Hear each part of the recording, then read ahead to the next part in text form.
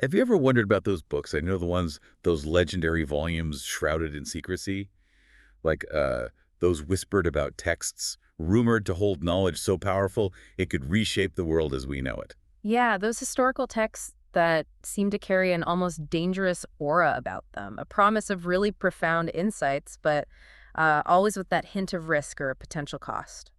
Well, today we're not diving into mere legends or fictional tales. No, we're going deeper into a real historical pursuit that obsessed some of the greatest minds, for centuries. Forget the sensationalized stories. Today it's about understanding the intellectual framework, the real core ideas behind a tradition that's, well, notoriously enigmatic. Right, and a tradition that has often been wildly misinterpreted. Exactly. So our deep dive today takes us right into the heart of the great art. We're talking forbidden alchemy, Hermetic physics, that whole idea of the lost science of divine transmutation. We've got a whole array, a fascinating collection of historical writings, to guide us. But I guess you could say our primary compass is going to be Dom Antoine-Joseph Pernety's treatise on the great art. And this is a crucial text. If you consider the sheer volume of alchemical writing out there, some sources suggest there are around 3,000 individual texts. Pernety's work is truly remarkable. By all accounts, he was the first and actually the only author to attempt a complete exposition of the magnum opus, the great work itself. And that's really something when you think about it. Countless individuals, right, dedicated their lives to alchemy. But it was Pernety who took on this massive task of trying to bring some sort of order to it all. What's particularly interesting, and this really struck me, is that so many modern interpretations of alchemy, those that are out there today, they seem to draw heavily from his structure, his insights, often without, fully acknowledging the foundation he laid. It's like his work has been, I don't know, overshadowed, or maybe even subtly repurposed over time. Yeah, you could definitely argue that. So it seems our deep dive today has a dual aim, wouldn't you say? I think so, yes. We want to understand these core principles, the nuts and bolts of this great art as it's laid out in these historical documents. But we're also trying to shine a light on Pernety's own significant contribution. His effort to bring some clarity to a discipline that's, well, let's be honest, notoriously obscure. We're aiming to navigate that intricate symbolism, grasp those underlying tenets, and, try to separate those potential insights into the natural world from what to some might just seem like purely esoteric concepts. A bit of myth and reality. Exactly, yeah. So let's start unpacking this whole idea of the great art, shall we? Yep. Our sources emphasize how certain Hermetic philosophers, and we'll definitely get to what exactly Hermetic means, in a bit they were seen as crucial figures, really, for preserving and transmitting this almost sacred tradition, this body of knowledge, like guardians of this profound wisdom connecting the divine, humanity, and the natural world, almost like they held the keys to understanding how everything is interconnected. Right, and that perspective, that sense of interconnectedness is really key here. But the same sources, they also caution against limiting ourselves to purely mystical interpretations. There's a tendency, especially in some modern analyses, to focus solely on the spiritual liberation of the individual, using alchemy simply as a metaphor for, I guess, for inner transformation. So you're saying it's like that idea of turning lead into gold is just a symbol for personal growth. Exactly. And while that spiritual dimension, it might be there, it might even be important, our sources suggest that this singular focus, it overlooks the very real physical investigations that alchemists were doing.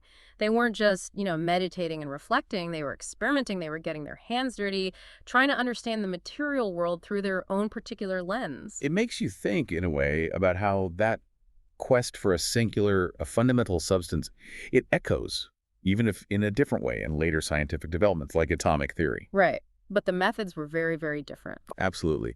And this brings us to this recurring theme in sources, the need for guidance. Our texts really hammer this point home. Navigating this world, the world of Hermetic philosophy, with its complex symbols and potential for deception, without a seasoned mentor, is presented as incredibly difficult. Like trying to find your way through a maze, a labyrinth of ideas where you could easily be led astray by, well, charlatans, or simply get lost in all that dense terminology. Yeah, the analogy of a labyrinth, it's very fitting. Without that trusty guide, as they put it, you risk endlessly wandering, never really able to distinguish the genuine from the, well, and the speculative or the intentionally obscured. And the texts even go so far as to warn that those unprepared students, those who don't heed the warnings, they could easily fall prey to imposters or worse, fail to recognize true guidance even when it's offered. So let's say, our listener, intrigued by all this, doesn't exactly have a wise, centuries-old alchemist living next door. Is there any hope of grasping this lost science? Well, interestingly, our sources propose an alternative, a method they call evocation. Now, it's really important to understand we're not talking about, summoning spirits or anything like that. It's more about a process of recreating, of really immersing yourself in the intellectual environment of those past Hermetic philosophers through deep study, through really getting to know their lives, their works. So it's like becoming a historian, almost a detective of the mind, focused on a specific individual. You're so steeped in their world that you begin to see things as they did. That's a great way to put it. It involves a deep dive into their biographies, into their writings, the whole historical context of their lives, everything from the geography that influenced their thinking to, even trying to imagine the layout of their workspace. It's about building that mental landscape, that entire world. And the essential elements for this evocation, we're told, are, well, unwavering patience and a lot of willpower. It sounds incredibly demanding. It's like you need to become a historian, a literary analyst, maybe even an anthropologist, specializing in, well, in a long-gone era. And all this focused on a single individual.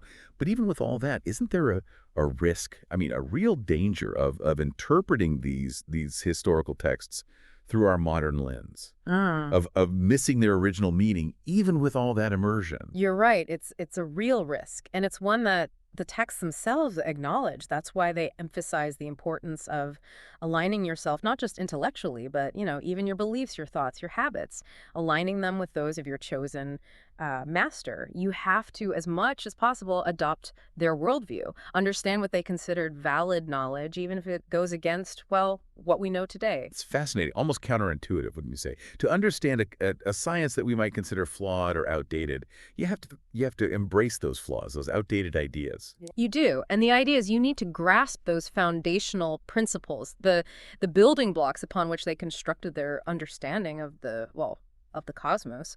Our sources, they highlight the importance of grounding your investigations in the science. The accepted knowledge of figures like Arnaud de Villeneuve, Nicolas Flamel, Paracelsus, even though we operate within a completely different scientific paradigm today. I guess it's like trying to appreciate those early astronomical models, Yeah. those beautifully intricate systems, even though we now understand the solar system in a completely different way. Exactly. And this approach, it also acts as a kind of defense against just dismissing alchemy as, well, as mere fantasy. Our sources, they remind us that throughout history, really groundbreaking ideas, they often faced skepticism, even ridicule initially. They give examples like algebra and geometry, which were once seen as bizarre, incomprehensible by some very learned people, but they became foundational, didn't they? So you're saying just because something doesn't immediately fit with our current understanding, it doesn't mean it's meaningless. That's the point they're making. And the fact that this belief in alchemy, it persisted despite not having easily replicable results, that's another thing to consider. The fact that so many, they call them wise and skillful artists, dedicated their lives to this across centuries, well, it suggests there might have been something genuine behind it all. Take, for example, those historical attempts to recreate Archimedes' burning mirror. It took a long time, but it was eventually done. So achieving something difficult, it doesn't necessarily invalidate the initial pursuit. Okay, so we have this great art. It's rooted in preserving ancient wisdom, potentially encompassing both physical and spiritual aspects. It demands, rigorous study, maybe even a form of mental time travel to really grasp it. Now, let's get into some of the specific tenets, the fundamental ideas behind Hermetic philosophy. All right. One of the first things our sources really emphasize is a caution, really. A caution against getting too caught up in practical lab-based chemistry, that endless cycle of distillation, sublimation, solutions, and so on. The argument is that too much focus on these manipulations, it can actually lead you away from what they call the plain way of nature, away from the inherent light of truth. It's like the difference between a gardener who who understands the natural rhythms of their plants and someone who just throws a bunch of chemicals at them hoping for a quick fix, right? Yeah, that's a great analogy. In this view, nature, she's the ultimate teacher. She reveals how she does things, how she forms and transforms substances. The goal is to understand those innate processes rather than trying to force outcomes through artificial means. And at the heart of this understanding of nature lies this concept of a unified matter, a primal substance. Exactly. The idea is that there exists this single matter, this primordial stuff, sometimes called chaos, from which everything in the universe was formed. By observing nature, by really studying how she operates, the Hermetic philosophers, they believed they could get a glimpse into the Creator's wisdom as reflected in this fundamental unity. And this idea, it might seem, well, maybe a bit simplistic today, but it was actually a pretty radical departure from the prevailing view at the time, the Aristotelian view that matter was, made up of those four distinct elements. So a much more interconnected view of the cosmos, everything originating from this same source. Right.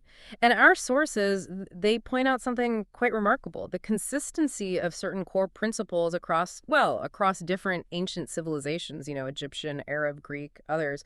This widespread agreement, despite those geographical and cultural differences, it's presented as evidence that these principles weren't just, made up by individuals. It suggests a shared understanding of some fundamental truth about the cosmos.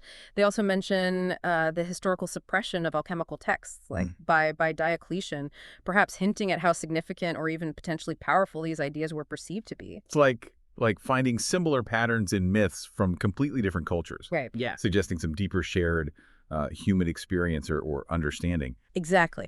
Now, the text also delves into the motivations of, your average chemist. It suggests that many, even those skilled in chemistry, they secretly believed in the possibility of the philosopher's stone, that legendary agent of transmutation, based on their own experiments, what they'd seen in the lab. But they might not admit it publicly for fear of ridicule, or maybe just out of disappointment from their own failed attempts. So it's like a form of self-preservation, not wanting to be seen as chasing some fantastical illusion. That's the suggestion. They might scoff publicly, but privately they're still searching.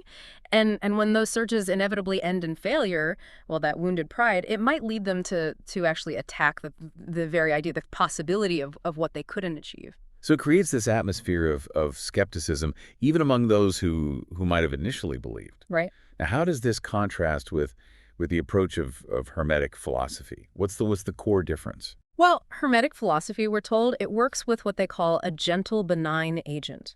It focuses on the potential within matter, the inherent qualities of things, to guide them towards their natural perfection.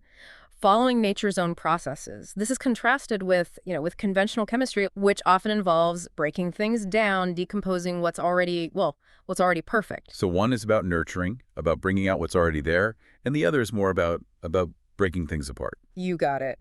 And the text provides what it calls an infallible mark, a way to tell a true adept from a regular chemist or a charlatan. It's the simplicity of their methods. True adepts, supposedly, they use only one or two materials of the same nature, a couple of vessels, a single furnace, unlike chemists who have all sorts of substances and equipment. Like a minimalist approach to art or music, achieving a lot with very little. Exactly. So where does this fundamental matter, the stuff of the alchemical work, where does it come from? It's presented as a gift of God, something bestowed upon those who are worthy. It's not something you just stumble upon. There's this idea of divine grace or a certain level of spiritual insight needed to even recognize it. It's like a hidden treasure revealed only to those who are meant to find it. Right. And to explain this further, they use a really interesting analogy, an analogy to creation itself. Just as God formed man from earth by breathing life into him, nature's own agent, the archeus, this vital force, it works on what they call philosophical clay to animate it, to perfect it. There's even a reference to the philosopher Morian, who compares it to human creation and generation, emphasizing that natural organic development. So it's not about forcing change, but about nurturing this inherent potential, like a seed growing into a plant. Exactly. Now, this philosophical matter, it goes through a really fascinating cycle. It reaches a state of initial perfection, and then it goes through dissolution, putrefaction. They actually call it death, symbolically. It becomes this black, volatile earth called the corpse. It sounds a bit ominous, but also like a necessary step. It is. It's like a descent into a primal state before something new can emerge. This death, it's followed by revivification, of bringing back to life, where it comes back more brilliant, more incorruptible. It surpasses its initial perfection. It's a cycle of attainment, breakdown, and then a more profound rebirth. So what's the ultimate aim of all this? What's the end goal? The magisterium, they call it, the secret of secrets. It's presented as this profound truth revealed by God to his prophets. It's not just about, making gold. It's about understanding this fundamental process of creation and transformation. Which brings us to this question of secrecy. Why was this knowledge kept so hidden? Our sources really delve into the reasons for all this intense secrecy among the philosophers. There were a few reasons. One was, well, a very real fear of persecution. If these philosophers were believed to have these extraordinary abilities, whether it was, transmutation or healing, they could easily become targets, accused of heresy, witchcraft, all sorts of things. It was a dangerous time to be different, to hold knowledge that was considered, unconventional. Right. And then there was the danger of extortion. If it got out that someone could, create wealth or cure any illness, well, they'd be hounded by those who wanted to exploit that. So staying hidden was a way to protect themselves. Yeah. It was. And beyond that, there was also this concern about the misuse of this knowledge. They call it the perversity of the world. They feared that if it fell into the wrong hands, well, it could be used for selfish or destructive purposes. They even tell stories of philosophers who, after performing cures, they would disguise themselves and flee just to avoid attention. It gives you a sense of how precarious their existence was. These individuals who believed they held these profound secrets. Yeah, it does. And it explains why the language of alchemy is so often veiled in symbolism and allegory. It was a way to protect the knowledge and to protect themselves. All right, let's shift gears a bit and explore how Hermetic thought viewed the individual. That relationship between man, mind, body, and soul. In Hermetic philosophy, humans are understood as being made up of three distinct but interconnected principles: body, mind, and soul. Each plays a specific role and has its own unique nature and even its own source of nourishment. So it's a tripartite view of the human being. Let's start with the mind. What did they believe the mind was? They described it as an igneous vapor, a fiery spark that animates the body, gives it life and movement.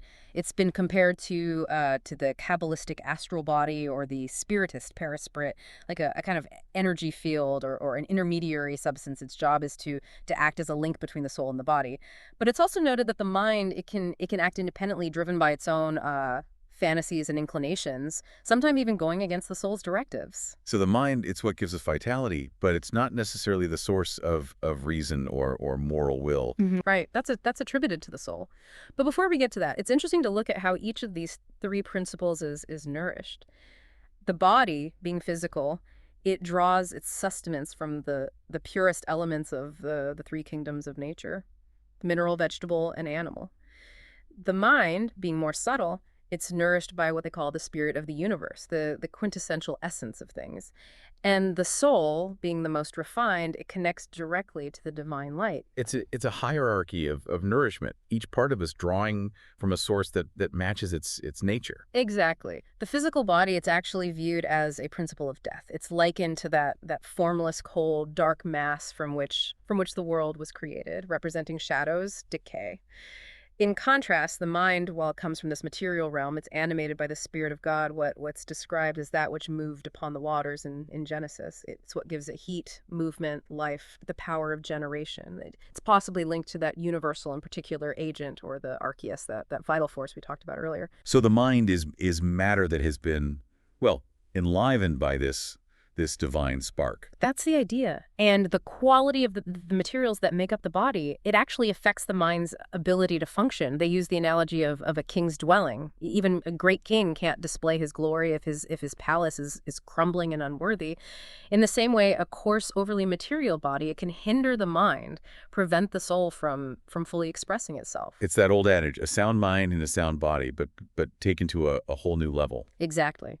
Now, the soul is seen as superior to both the body and the mind. It's the principle of will, reason, our higher faculties, and is believed to survive the body's decay and the mind's eventual dissipation. The mind is temporary, the soul is, well, it's immortal. It's a concept found in many spiritual traditions, the idea of an immortal soul. It is, and they make a distinction between the spirit in animals, which they call instinct, something fixed and limited, and the spirit of man, which is seen as like a culmination of all those animal spirits. This gives humans a much wider range of characteristics influenced by circumstances, by reason, and ultimately guided by the soul. It's what makes us so complex, capable of both great things and terrible things. Right. Now let's talk a little about the four elements, how they were understood within Hermetic philosophy. Earth, water, air, and fire. They're not seen as the chemical elements we know today. They represent states of matter: solid, liquid, gaseous, and a very subtle, refined gaseous state. So water isn't just, H2O, it's more about the quality of being liquid. Exactly. And cosmologically, they believed in this primordial, chaotic water, which was then condensed by light into the heavens, the air, water as we know it, and the earth. Light is seen as this igneous spirit, an active force that acted upon this initial darkness, causing condensation and the formation of denser matter. This universal light, when it acts specifically as a metal-forming agent within the earth, they call it azoth, or sophic mercury. So light isn't just illumination, it's an active force in creation. It is. And the two fundamental movements in nature, they're described as rarefaction, which is expansion driven by heat, and condensation, contraction driven by cold.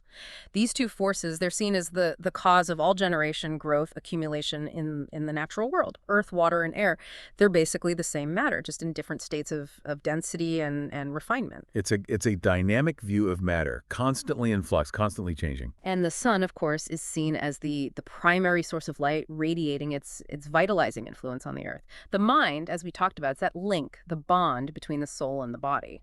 What about the concept of souls in other forms of life, like plants and animals? Plants are said to have a vegetative soul, which governs their growth, their reproduction. Animals have a sensitive soul, in addition to the vegetative one, which governs their life, movement, and senses. The souls of composite beings, or mixeds, are described as sparks of nature's fire or rays of light, with their bodies being the corresponding shadows. It reinforces that connection between light and life, and shadow and death. Even plants, interestingly, are attributed with a kind of mental faculty, an ability to know and foresee conditions that are good for them. It's a much more interconnected view of the natural world than we typically have today.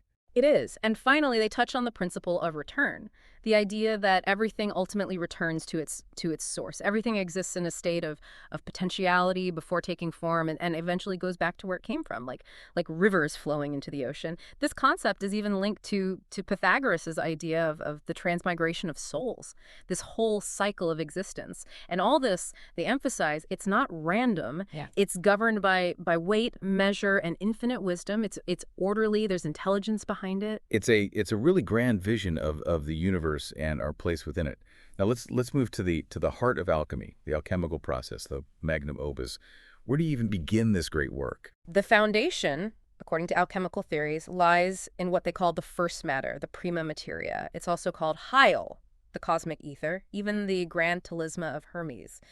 This is the fundamental substance, the origin of everything, a single cosmic element that they often called azoth, emphasizing that unity of all matter. And it's interesting, this idea, after being dismissed by modern chemistry for a while, it's starting to get some attention again as scientists explore the very nature of reality. It's like this ancient concept is finding some resonance in modern science. Right. And how is this unity of matter? How is it symbolized? Often it was represented by the Ouroboros, that image of the serpent biting its own tail. It's a circle symbolizing that continuous cycle of of transformation. A potent image of self-sufficiency, renewal, transformation. Mhm. So what are the practical keys to working with this first matter, to understanding and mimicking nature's operations? Salts. Salts are considered the keys of art and nature. Understanding their properties, how they interact with metals and with each other, that's seen as crucial. While in a fundamental sense, there's only one universal salt, it manifests in three forms: niter, tartar, and vitriol. They're generated through natural processes involving the sun and the earth. Now, these terms, they have specific chemical meanings, but in alchemy, they represent these fundamental principles of interaction, of composition. Niter might be a reactive force, tartar a structural element, vitriol a dissolving or transforming power. It's more conceptual than strictly chemical. So they're not just the compounds we know today, but more like fundamental forces or qualities embodied by those substances. Precisely. And then we have the metallic principles. Philosophical, Mercury and sulfur. They're often depicted as two serpents entwined around Mercury's caduceus, representing the fixed spirit. This imagery, it connects to all sorts of ancient myths, like Juno's serpents opposing Hercules, the dragons guarding the golden apples, all symbolizing these opposing but interacting forces at play in the alchemical work. And it's important to remember, when they talk about Mercury, it's not just the liquid metal. Philosophical Mercury is more of a principle. It's about volatility, transformation. It's about the potential for change. So it's not literally mercury and sulfur, but the deeper principles they embody. Right. Nicholas Flamel, he represented the first matter as two dragons, one with wings, representing volatility, Mercury, the other wingless, representing fixity, sulfur. He connected this back to the Ouroboros, emphasizing their common origin and that cyclical nature of the great work. This matter, it sounds both simple and incredibly complex. It's like it contains all these contradictory properties. That's a key characteristic of it. It's often described as one thing and all things. It's the fundamental essence of all mixeds, all composite substances. It's potentially present in everything, capable of taking any form. In the mineral realm, it's often compared to gold. They call it crude gold, volatile gold, unripe gold, because it's seen as the basis, the mother of all metals. Like the unmanifest potential for all things. So how do you actually start this magnum opus? What's the first step? What's the key of the work? The first step, according to Basil Valentine, is like having flour if you want to bake bread. You need to obtain the true Sophic matter. Once you have that, many philosophers say the rest is relatively straightforward. It takes more patience and time than money. But others, like Flamel and Augurellus, they emphasize that preparing the necessary agents, it's incredibly difficult. A Herculean labor, they call it. So there's some debate about how hard it really is. So getting the right starting material, that's the first big hurdle. What happens after that? The first stage is often described as creating Sophic mercury, the solvent. This involves taking a substance that has both volatile and fixed qualities and dissolving it in a natural way without forcing it. This Sophic mercury is important because it can dissolve gold gently without harsh methods. And it's really important for our listeners to keep in mind, as our sources point out, that when alchemists talk about things like distillation, sublimation, dissolution, they're not always using those terms in the same way we do today. Right. They have specific meanings in this context. Philolethes, for example, he makes clear that these terms can refer to different phases within a single operation, a concoction of the matter, all happening within the same vessel. Exactly. And many alchemical authors, they actually start their treatises by describing what's essentially the second work. They assume that the philosophical mercury and sulfur have already been prepared. That's why you often see these seemingly contradictory statements about how many materials are needed. Some say 2, others 1, 3, or even 4. You have to really follow the steps in order to understand what they mean. So this initial stage, the dissolution, it's a crucial step. How is it described? Flamel uses this vivid allegory. He talks about 2 dragons, representing the metallic nature, engaged in combat and dying within a vessel of the sepulchre. Their venom becomes the mercury of the philosophers. This relates to the idea of killing and putrefying the initial matter. It needs to break down before it can be transformed. And what are the signs that this stage is going as it should? Colors. Colors are important indicators. Bluish and yellowish colors mean that the putrefaction isn't complete. But when it turns black, that's the sign of perfect solution. This black stage, it has all sorts of names: death, Tartarus, night, black earth, stinking menstruum, corpse, all emphasizing this necessary breakdown. It's like a descent into darkness Yeah. before rebirth. Exactly. After this stage, heat is applied, and a powder and an oily water form. They rise as a vapor and then condense back down, becoming this black pitch-like substance with a distinctive odor. Hermes calls it the earth of leaves, but Flamel clarifies that its true name is Latin, and this Latin, it has to be whitened. That's the next stage. Now, what about dissolving mercury? Is that the same as the Sophic mercury we talked about earlier? No, it's not. Dissolving mercury is something different. It's the beginning of what they call the medicine of the third order. They warn against using regular mercury, the kind you find in nature. It won't work for this. So dissolving mercury, it's a specially prepared substance. Yes, it's an element from the earth where the grain of gold, the perfected state, needs to be sown. It has the power to break down gold, to putrefy it, to make it volatile. Mythologically, it's linked to Mercury leading souls to the underworld. It's about extracting the essence of things. And it's important that this dissolving mercury isn't dry. It needs a feminine germ, something receptive to work properly. And all this takes place in a specific container, right? The vase. What's the significance of that? The vase is incredibly important. It has to be like nature's own vessels where metals are formed.